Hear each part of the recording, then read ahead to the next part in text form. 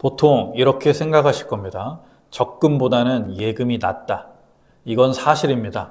같은 2,400만 원이라면 매달 200만 원씩 나눠서 적금으로 넣는 것보다 처음부터 한 번에 2,400만 원을 예금으로 넣는 게 이자를 더 많이 받습니다. 이유는 단순합니다. 예금은 처음부터 전액이 들어가 있고 적금은 돈이 천천히 쌓이기 때문입니다. 그래서 적금보다 예금이 조금이라도 더 유리하다는 걸 대부분 알고 계실 겁니다.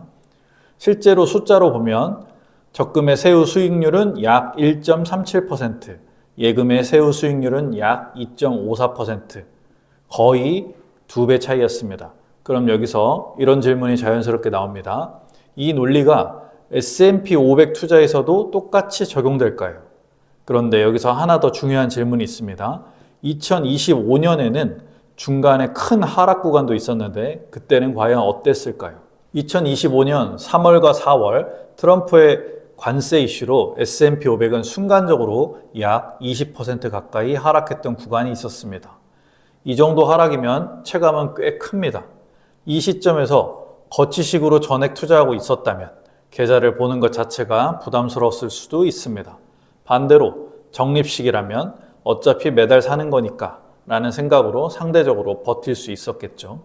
그렇다면 결과는 어땠을까요? 2025년 기준으로 같은 금액, 같은 기간, 같은 S&P 500을 기준으로 직접 계산해 봤습니다. 타이거 미국 S&P 500 ETF로 실제 데이터를 적용했습니다. 하나는 매달 나눠서 투자했고 다른 하나는 처음에 한 번에 투자했습니다. 결과는 의외였습니다. 2025년에서는 거치식 투자가 적립식보다 조금 더 좋은 결과를 냈습니다. 그래서 여기서 이런 생각이 또 자연스럽게 듭니다. 그럼 S&P 500도 거치식이 적립식보다 거의 2배 정도 수익이 난 걸까요? 결론부터 말씀드리면 아닙니다. 2025년 기준으로 보면 S&P 500 적립식 투자 수익률은 약 13%대, S&P 500 거치식 투자 수익률은 약 15%였습니다. 참고로 절세 계좌에서 투자했다면 이 수익률을 거의 그대로 가져갈 것입니다. 일반 계좌는 배당 소득세를 생각해야겠죠. 수익률 얘기로 돌아와서 차이는 있습니다. 하지만 적금 예금처럼 약 2배 정도의 차이는 아닙니다. 퍼센트로 보면 거의 약 2% 정도 차이일 뿐입니다. 왜 이런 결과가 나왔을까요?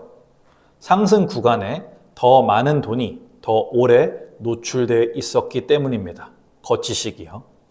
거치식은 처음부터 2,400만 원 전부가 시장에 들어가 있었고 하반기 상승 구간에서 그 돈 전체가 계속 시장에 노출되어 있었습니다. 순간적인 하락 약 20%를 겪고 나서도 그런 거죠. 반면 적립식은 처음엔 조금씩 들어가 있고 시간이 갈수록 금액이 커집니다.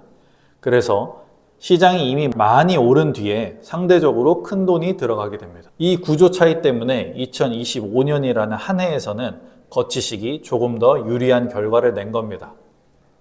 큰 하락이 한번 있었는데도 말이죠. 하지만 여기서 가장 중요한 포인트는 이겁니다. 이 결과는 거치식이 적립식보다 더 낫다는 이야기가 아닙니다. 2025년이라는 한 해의 시장 구조가 그랬다는 것뿐입니다. 그리고 이 방식을 누가 실제로 할 수 있느냐는 완전히 다른 문제입니다. 왜냐하면 투자 성향 때문이죠. 투자 성향이 안정형이거나 하락에 익숙하지 않은 상태에서 거치식을 선택했다면 중간 하락 구간에서 이 전략을 유지하기 쉽지 않았을 겁니다. 반대로 적립식은 수익률은 조금 덜 할 수 있어도 끝까지 갈 확률은 훨씬 높습니다. 그래서 적립식과 거치식의 수익률 차이는 생각보다 크지 않지만 심리적 난이도 차이는 굉장히 큽니다. 그래서 이 영상을 통해 꼭 드리고 싶은 메시지는 이겁니다. 과거의 결과는 미래의 수익을 보장하지 않습니다. 2025년에 거치식이 조금 더 좋았다고 해서 앞으로도 항상 그럴 거라고 생각하면 안 됩니다. 적립식이 더 잘 맞는 사람이 분명히 있고 그건 투자 성향과 본인의 투자 근육 차이입니다. 거치식이 더 맞는 사람도 있겠죠. 거치식 투자냐 적립식 투자냐 이 방식이 꼭 중요한 건 아닙니다.